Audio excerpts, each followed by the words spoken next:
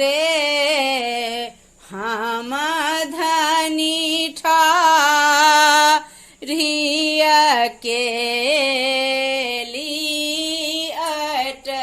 अटरिया कैसे कटे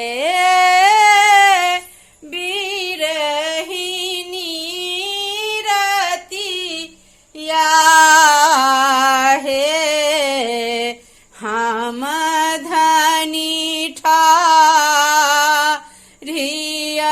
केली अटरिया कैसे कटे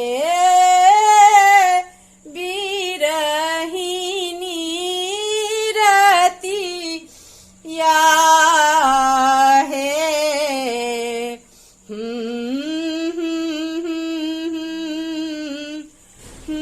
अकेली